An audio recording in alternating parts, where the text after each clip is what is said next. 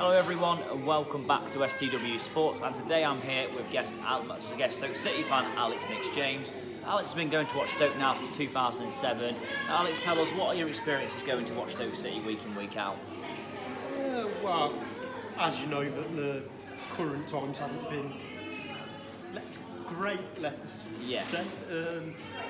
But back in the day, I'd probably say that, I'm sounding old here. Back in the day, like in the early years of the Premier League, and well, the place was just rocking totally. But to be fair, I do love the club. As you know, I go to most games, and I'm stoked through and through. I love everything about the club. Yeah. Okay. Yeah. Stoke City spent 10 years in the Premier League between 2008 and 2018. As what would you say was your best memory watching Stoke City in the Premier League era? That is. Well, there's a fair few games and moments there. I mean, you've got the 5-0 hammering of Bolton in the semi-final, I suppose, that sticks out. The 6-1 against Liverpool, Gerrard's final game. But one of the top games, and it was one of the best atmospheres I've been to, was Chelsea at home, when Mourinho come to the place, Asaidi, the 3-2 winner. Remember that was very good. Of course, Stoke have seen many players come and go over the last 10 years as well, really. Who would you say is the player that affected the club the most when he left at Stoke? I'd probably say Arnautovic. Yeah. I mean, when they sold him, they never really replaced that void. I mean, they got rid of Arnautovic and bought in Choupo-Moting and got a free, which, fair enough, Choupo had his games, but he didn't have a consistency, and we lost the quality on that side to a certain extent. So, with Stoke, known as one of the best atmospheres in England at one point, especially when you first got promoted to the Premier League, what was the Britannia Stadium like when it was... What was the Britannia Stadium like when it was rocking? Well, at times you just left, and you left the stadium at the end of games, and you're just thinking, why? The adrenaline you got from games and your heart rate was just... It's indescribable in that moment, really. I think it's one of those that only a football fan would know when you've been to that game.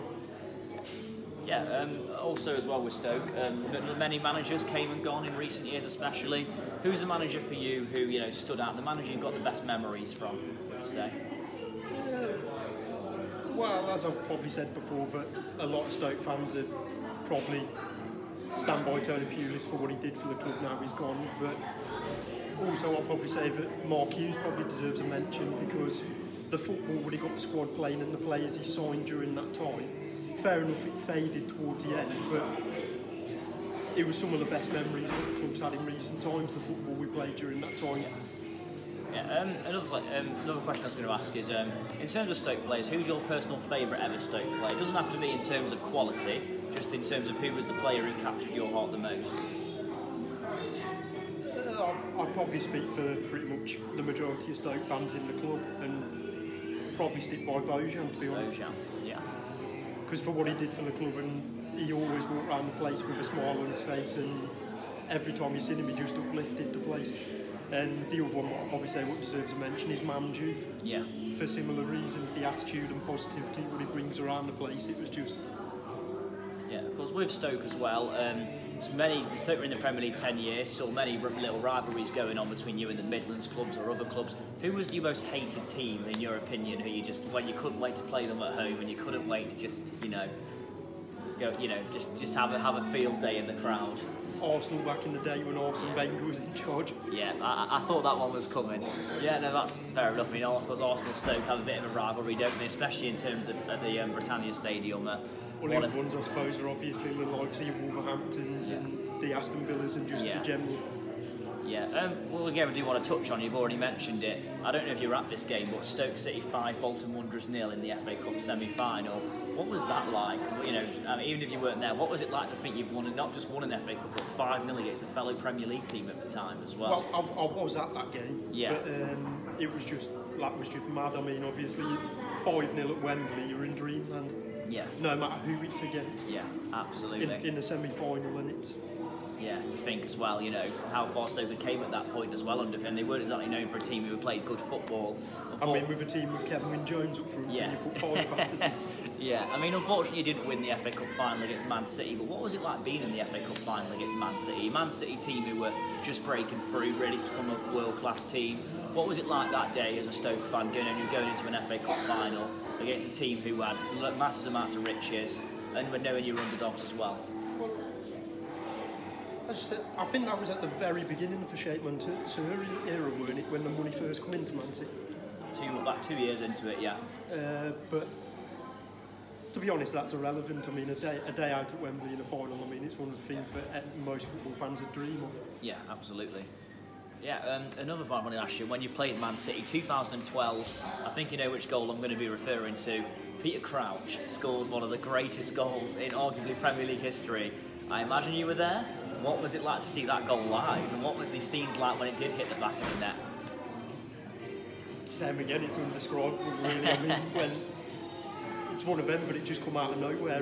Where we were stood in particular, there was a section of the stand that were just like stood there in shock, just like what's just happened. Yeah, yeah, it certainly was a great goal. I mean, to be fair, there was 2 good ones in there as well, because I mean, you've got to give credit to Yaya Touré's volley for the equaliser as well in that. Absolutely, yeah. We'll touch on the season, 2015-16 season. Stoke City beat Man City, Chelsea and Manchester United, all within about 6 weeks of each other at home. When those sort of big teams came to town and you did beat them, was that the sort of feeling that, you know, the atmospheres that you miss at Stoke, really, that you're not really getting at the moment in the Championship? Well, obviously the best what you hope to get that sort of atmosphere now is when your local teams come along, or one particular mention at the moment is obviously when Luton comes to town, the history between Nathan Jones. Yeah, of course, yeah. Yeah, I mean, obviously last couple of seasons in the Championship have been a bit of a struggle for Stoke City, in honesty. This next season, do you think O'Neill could be the man to take you forward? There's a hell of a lot of optimism around the place at the moment, I'll give them that. I just hope that in previous seasons, when expectations have got higher, that's when the teams tend to underperform, because the expectation gets a bit too much for the squad. Yeah. Another thing with Stoke as well, of course, obviously I already touched on the managers. I was going to bring up the bad times. When you did get relegated, I don't know if you were at the game, Crystal Palace at home, 2018. What was the, you know, obviously the feeling around the club at that? I mean, of course, not going to be good, you just got relegated, but how much of a damaging day for the club was that, would you think? How much did it hurt the fans?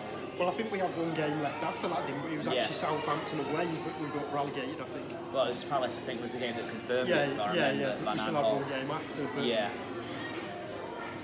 to be fair, it was just one of those, but I think the majority of Stoke, even though it was sad, the majority of Stoke fans did accept it. Yeah. The fact that we hadn't performed that season, and it was just that what will be, will be. Yeah, that's fair enough. But I think a lot of Stoke fans, when we went down, did take the attitude that we'll walk the Championship. Well, obviously, what's happened, that's not the case. Yeah, of course, one of the final questions I'm going to ask you is, where do you, like, a prediction now, where do you think Stoke are going to finish next season? If you were to predict right now, of course, the transfer window's not far in, but where would you say Stoke are going to finish next season in the Championship? As in the exact position? The exact position, but like, as in, even if it's, you know, like, changed around a couple. I think we'll be fighting for top 6 next season. Yeah. I mean, that's the aim. I mean, that's the aim, to fight for top playoffs. Well, it has to be. I mean, with O'Neill coming in with the expectation and the players he's signed, I mean, the likes of John Obi, McCallum, the players coming in, I think it's one of those that you have to be looking to move forward now. Yeah, that is fair enough. And yeah, I believe that's all the questions I've got to ask you. Yeah, thank you, Alex, for being a guest on the channel. And yeah, everyone, please like, share, and subscribe. And yeah, I'll be back soon with more interviews. Thank you very much.